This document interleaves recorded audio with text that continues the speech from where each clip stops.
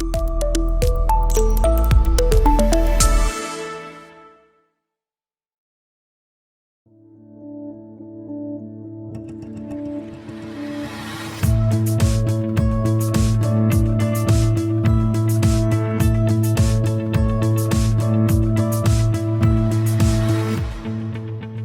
our first section, Defend, we will first hear from John Seth Anderson. We're shifting gears into our next session, Section 2, Strengthen, and we're going to start with Matthew Ashcroft.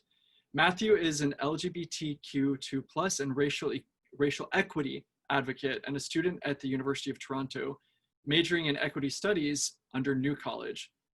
Matt's advocacy has been featured in media, including but not limited to CTV W5, CBC, NPR, and speaking engagements, including being a key informant on conversion therapy on a speaking panel with the legal firms Norton Rose Fulbright, Thompson Reuters, as well as with a community-based research center. Along with other survivors, Matt has connected many of us and is one of the co-founders of Conversion Therapy Survivors. Matt, take it away. Thank you so much.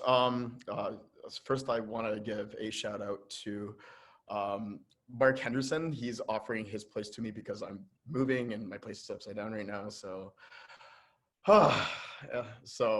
just having a deep breath, a lot of content all at once. I'm really grateful for that previous presentation. So what I'm talking right now about is reclaiming our narrative and how important that is. So essentially, with media and press, there's like a lot of the times that you're sharing one side of the story of what your family is like, what happened, but there's not really a description of what happened after conversion therapy for me. So I will give my outline. I'll describe to you what direction I want to take, and we will go from there. So who is Matt before was my first section. Why I wanted to do this work, my first media interview and what happened before and the struggles that I had then, what things that I wish I would have known when I would start talking to press in North America. I would say this is North America specific because recently I saw interviews from Australia and it's not as grand. Thank you, Nathan, but it's not as grand as what the Canada and United States would have. And some of the types of media questions that would happen in North America, to give like a little bit of context for other survivors to speak. So I believe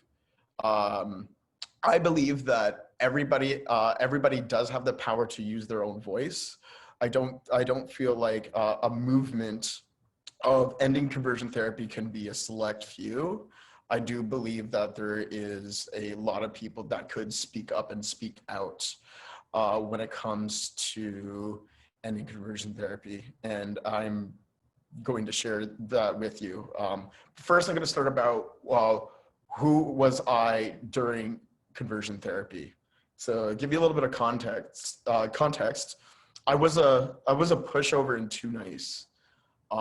That's important because when I do advocacy and I give the impression of being strong, being tough, and like defending myself now, because a lot of the times that when I was in conversion therapy, nobody wanted to take me seriously when I was saying that I was harmed.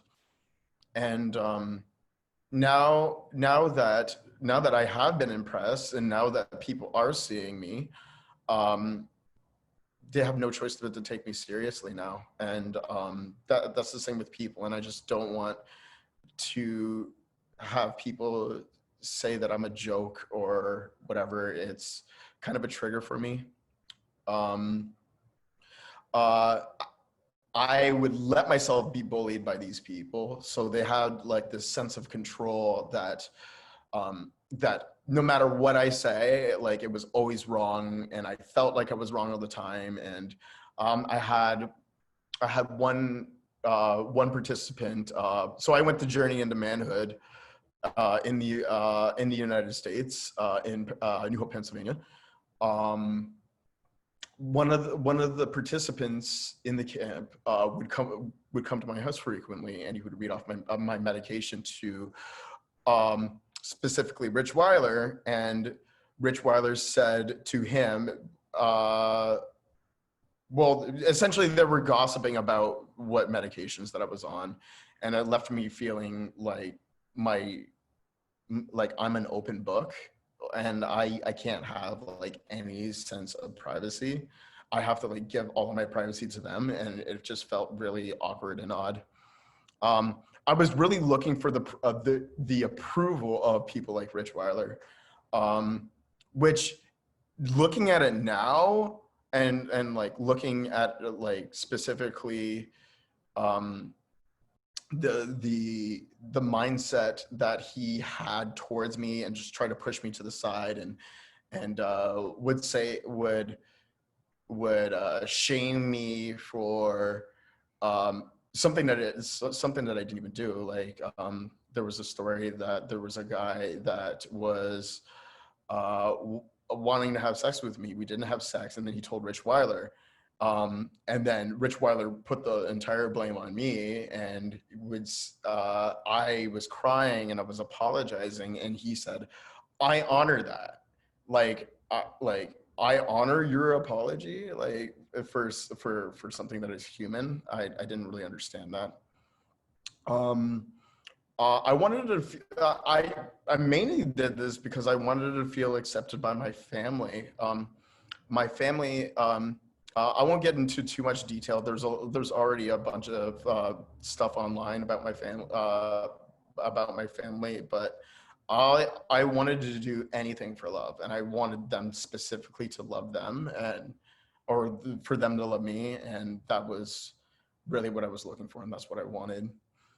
I knew in conversion therapy that I was different than everybody else. I knew that my mind was different, like my theology was different, what I believed was different. The way that I reasoned things out when I was in conversion therapy was different, and it ultimately led to loneliness. So I felt alone a lot. I didn't feel like I had a lot of people to talk to, and the people that I wanted to open up with, I couldn't open up with them. And the reason why that I couldn't open up with them is because you essentially had this pressure that everything was good and everything is going to be okay, and you're salt and light of the earth, and just have this impression that everything that you're experiencing, all you have to do is just be good enough and be better, and to like fit the narrative of like everything is okay, and ultimately it would be for you. So I am going to move on to my next section now, is why I wanted to speak out. I wanted to let them know that I was being hurt. Specifically, I knew there was a documentary on Vice which I watched when I was in conversion therapy, and I really didn't understand that. And it's still that documentary was like the reason why that I wanted to do this work. Specifically, I said, okay, so I know every single people in this, like I know everybody on the left side, or is it left or right? Right, the right side of things. Sorry, the right side of things that were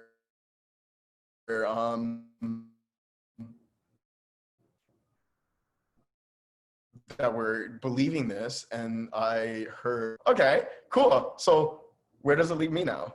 So with a lot of thinking and trying to decipher what to do and what that is to look like, I basically stayed in this mode of, should I believe this? Should I not believe this?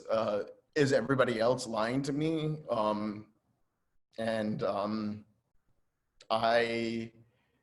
I was burned many, many times by leadership and of Journey into Manhood, and they never took me serious. And so I wanted to take myself serious, and I've been wanting to do this work for 5 years, and now I'm getting the opportunity.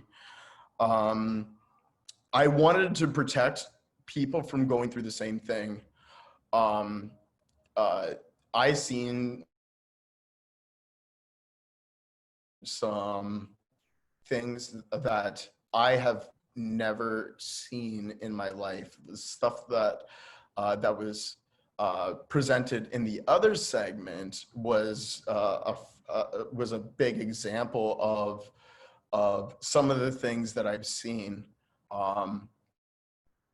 And being gaslighted and treated like they wanted to be in control, and wouldn't address any of my concerns at all, and intentionally ignored my messages when somebody was about to stalk me in my hometown and me and my family, to the point where I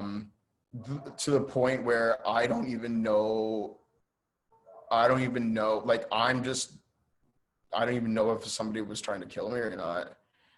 And it's terrifying. It's terrifying to even look back on that, to say that somebody was there are people out there that would just want to like consume all of your energy onto something that just doesn't even work. I wanted to feel empowered to share my story. I would like I said before, I wasn't really heard when I was in conversion therapy. And the one thing that really makes me feel empowered is I want people to hear what I have to say. Another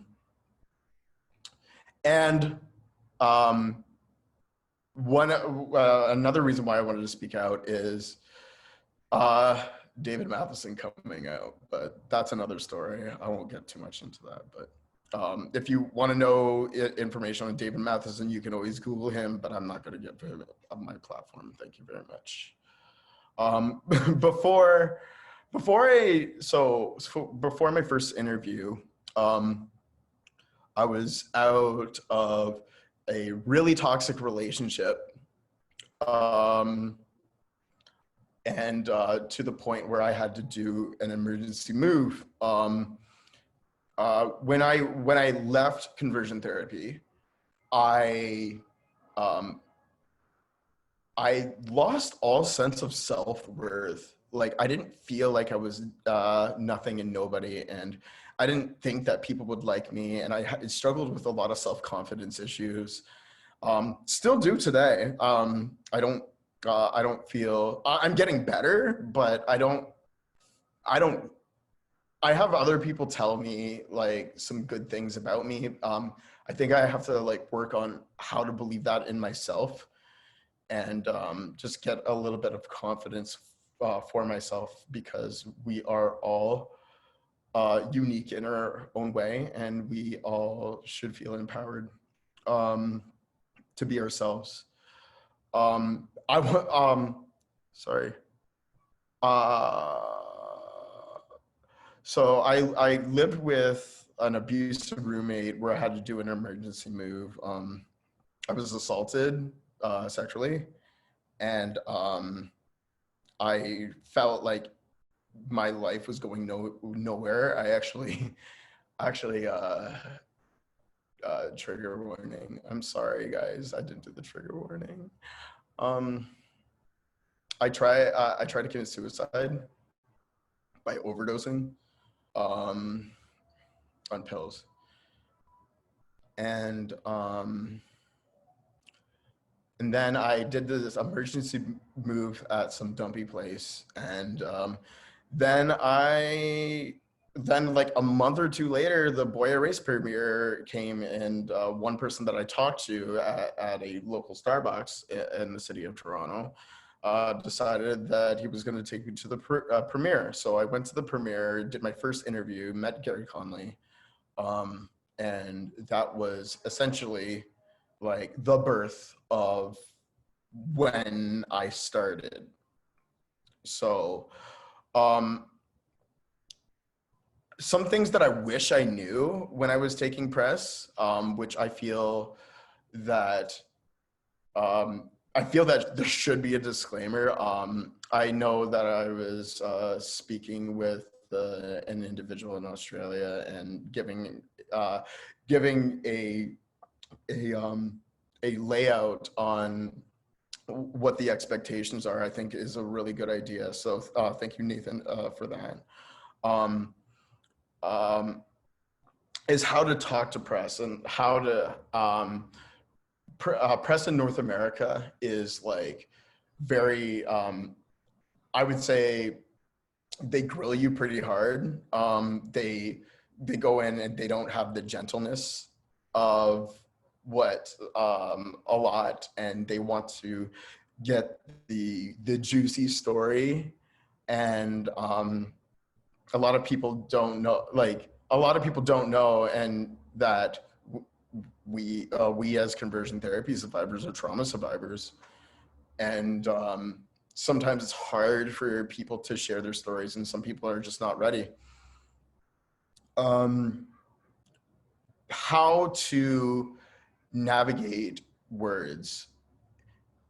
So the way that I do this, and the way that I think of this, is some people would ask questions and I would just say whatever I think that would pertain to that, and I would give a strong clipping of why I feel that something is important.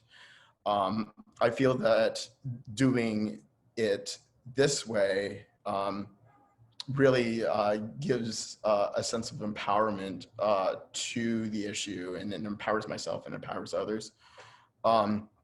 One person, like when I started taking press, there is a guy from the Ferguson versus Jonah case, Chaim Levin, said to me, "Speak your truth even if it shakes you."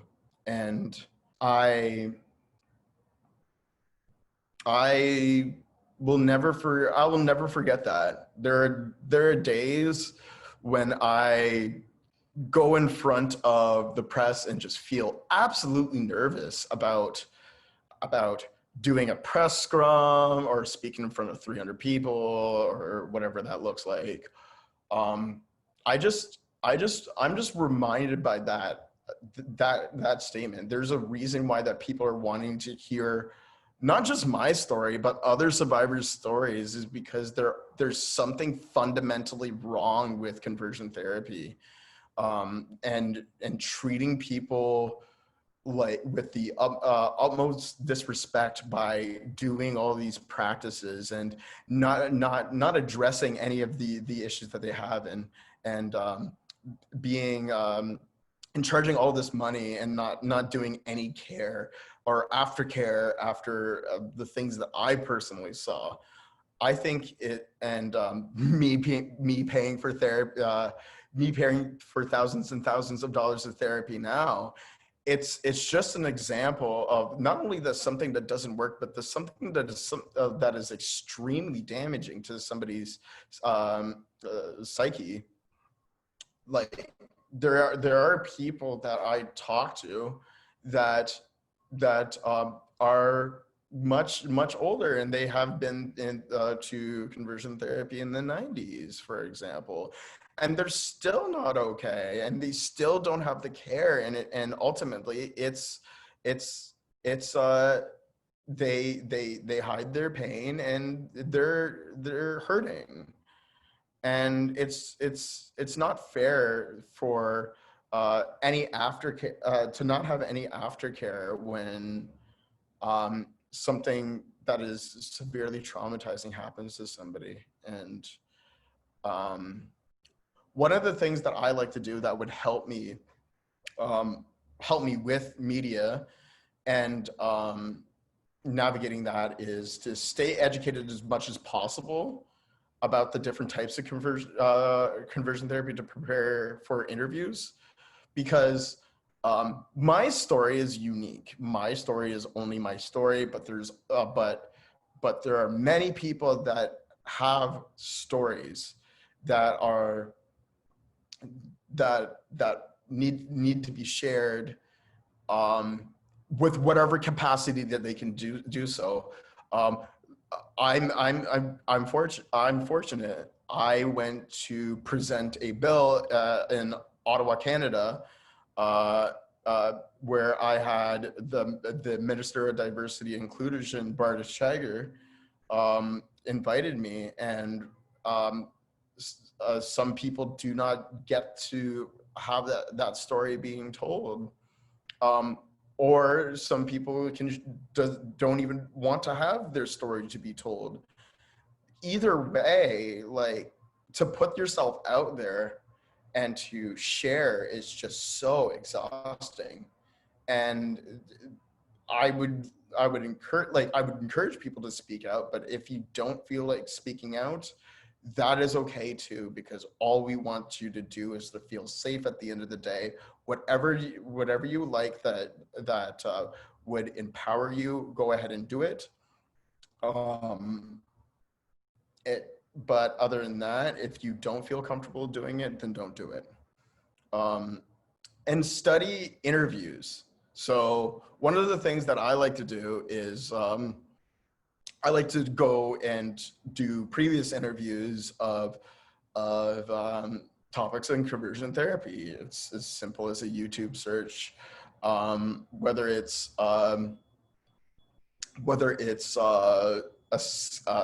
old CNN reports, or Exodus being shutting down, or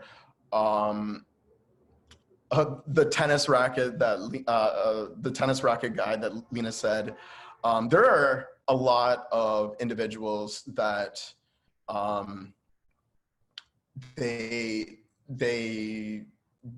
need to be called out for what they are, and it's ultimately those people have affected so many lives, and I don't want to have any more lives to be affected by that. That's my presentation for right now. Thank you so much for listening. I really appreciate the turnout, and thank you. Thank you, Matt. Let's all give him some snaps, some virtual snaps.